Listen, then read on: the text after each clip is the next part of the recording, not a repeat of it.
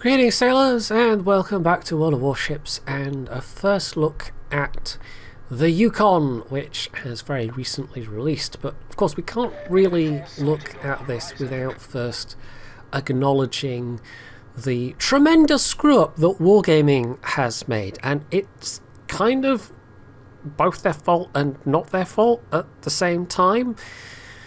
It's not their fault in the sense that this isn't necessarily a single person's screw-up or decision that we can point at, despite Wargaming themselves basically shuffling someone to the front and going, here, it's this guy's fault. But it is their fault in that it is indicative of, not for the first time, the communication issues that Wargaming, that Leicester seems to have had for quite a long while. And I want to be fair here, in terms of engagement and communication with the external community, they have generally gotten better over the years. But what this whole affair has exposed is that in terms of internal communications, things don't really seem to have gotten any better at all. And if you are unaware somehow of what happened, well, the very basics are that Little White Mouse, in conjunction with fellow Canadian Shibitsu, were approached by Wargaming NA, or a representative of Wargaming NA, and asked to have a hand in designing a Commonwealth Canadian themed premium of some description. And I won't go through the whole saga here. You can find the pertinent details in other videos, and there's a good explanation from her own side on her own review of the Yukon from April. And so basically it all came down to, she was given the very strong impression, and had no reason to doubt this impression, that they were being approached to basically come up with the notion of a ship, and then Wargaming would, implement that notion essentially. Whereas, as it's emerged from Wargaming's side of things, that isn't actually the case at all. As far as they were concerned, they were, coming up with this on their own, approaching her to give some input on this, but with absolutely no guarantee that any of her input would actually go into the final version of the ship. And so she laboured away along with Shibitsu, who did all the kind of art side of things, including designing a perma-camo, which we do not have in the game, which hopefully we will at some point, because it would be a nice one, instead of the somewhat unimaginative, here's another maple leaf camo, which we essentially already have, which is the alternate camo that you can get on this thing for 2k doubloons. They kind of basically spent 16 months beavering away at this, only at the end of it to have almost nothing to show for all the work that they had put towards this project. And so, unsurprisingly, they're both feeling very burnt out and probably a little bitter about it. And the kind of conciliatory offer from Wargaming so far has fallen a bit flat, shall we say, in that it was offered to let them have a temporary camo that they could have in based on their own design, except even that was kind of a bit of a mistake on Wargaming's part, because, well, I can't fully do it justice here, but basically that was also a thing that they'd kind of talked about previously, and so it therefore made it clear that even post-launch Wargaming hadn't really properly looked through all the logs and materials that Little White Mouse had provided to them, fully explaining what had gone on. And she had herself been, in the weeks leading up to the release of the Yukon, trying to get somebody's attention. And it was only once it was released, and it was only once her review and her full side of the story was put on the public forum, that Wargaming went, oh, wait, what? So, yeah, the whole thing just paints wargaming's internal communications in a really poor light, and that was actually also followed up by a video from, I'm going to say this wrong probably, but Femininely? Yeah, no, I definitely said that wrong. Who used to work for Wargaming NA and actually quit working for them, and she actually put up a video just today as I'm recording this, I'll maybe even link that down below, where she went through her experience of working for Wargaming and why the situation doesn't surprise her. She wasn't necessarily talking about the specifics of what happened with Little White Mouse, but more generally the situation that occurred. So yeah, it definitely does not put Leicester's internal communications in a good light at all, and also some of the other business practices that they have going on over there. And hopefully they will, you know, take this on board and make some meaningful changes, hopefully, but I guess we'll see. And of course we're not necessarily the ones that are going to know about that. It's you know, employees, and hopefully, you know, I mean, having said that, it might actually give them, their own employees, some impetus to be able to point to all this and go, here, see, changes are needed. And maybe the management will actually listen to them.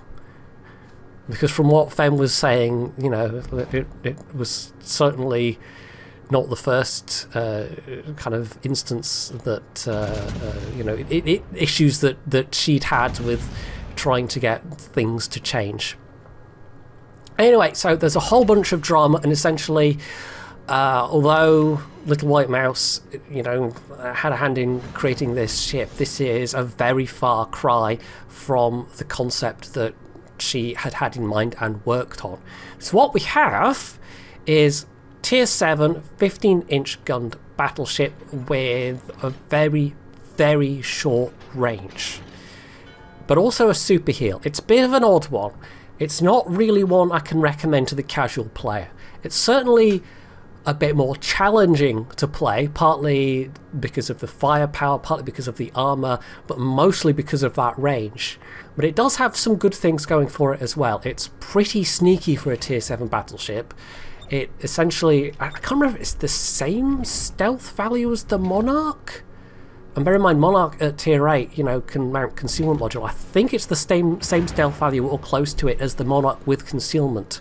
The concealment module, which of course, this being a Tier 7, it can't have. So it's sneaky for a battleship.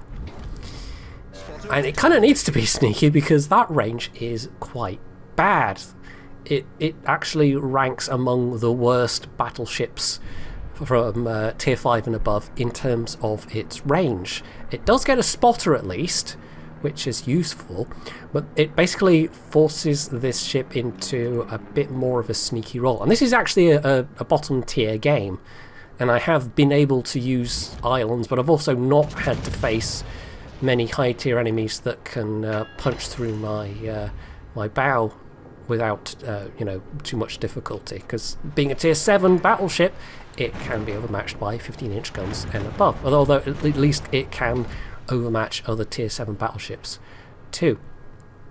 More than that though, the armor plating isn't great overall in terms of eating HE damage, so yeah, it definitely is held together as a ship, as a battleship, by having that strong heel available.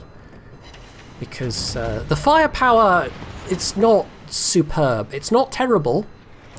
It has a longer than 30-second reload, which is not great, but 9 barrels of 15-inch guns is okay, and it's the short fuse AP that you find on some other British battleships, so it's less likely to overpen on thinly armoured targets, but it therefore makes it then harder to get citadels on more thickly armoured targets. So it's a good cruiser hunter, although it gets outranged by a lot of cruisers that it can meet with only 15.7 kilometers range. But yeah, overall this is a ship that really does rely on playing smart and being sneaky, because you don't really have overwhelming firepower. I mean, Mouse's original concept was for a real glass cannon, something with strong firepower, but overall, very, very fragile. Whereas what we have is kind of like Nelson in that it's a big old damage sponge. And you can kind of almost see it as a replacement for Nelson as well, except to be honest, I find Nelson just a lot more fun to play, even if overall Nelson's armour is a lot squashier. This doesn't quite have the same I can be citadeled from any angle armour scheme that the Nelson has. So yeah, I wouldn't really class it as a true replacement, even though it does have that damage sponge quality to it. It's certainly not unusable.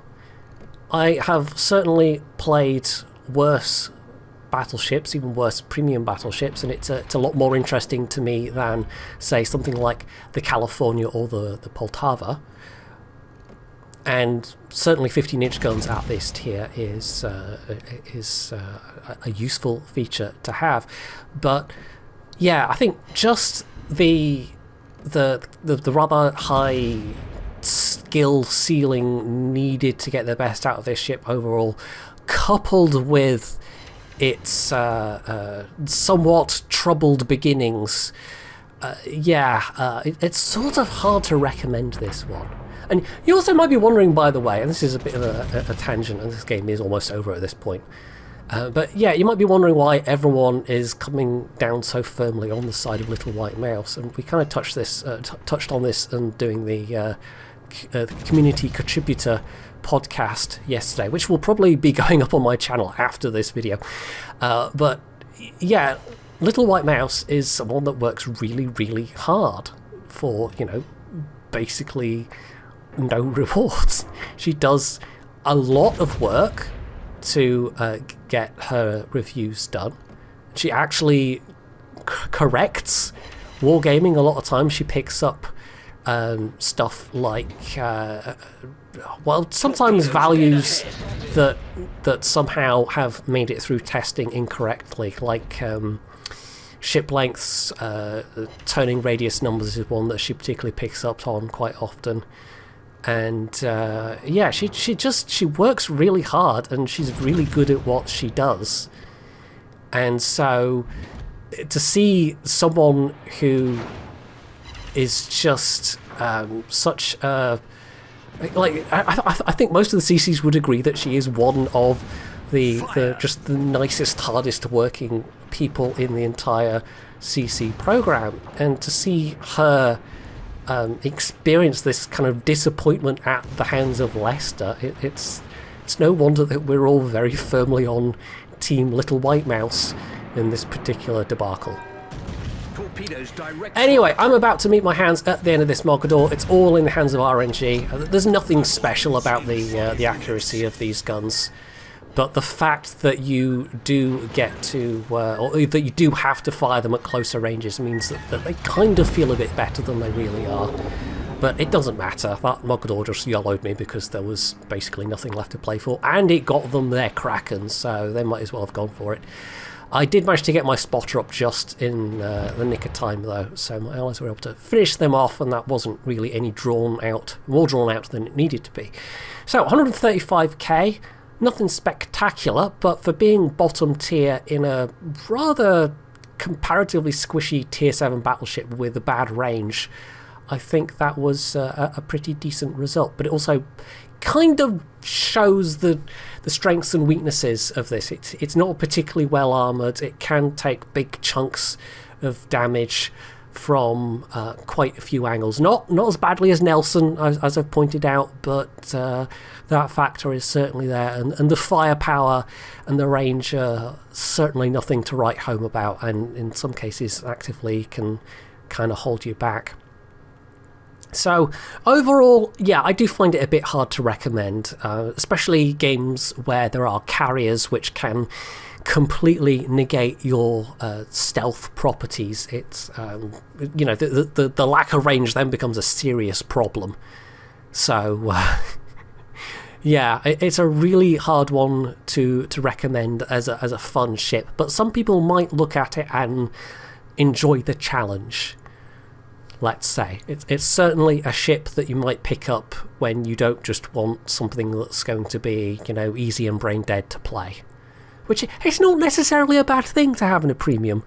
It's just, I can't help but look at this and think, what if it had been Little White Mouse's original concepts? Because that probably would have been even more interesting to play.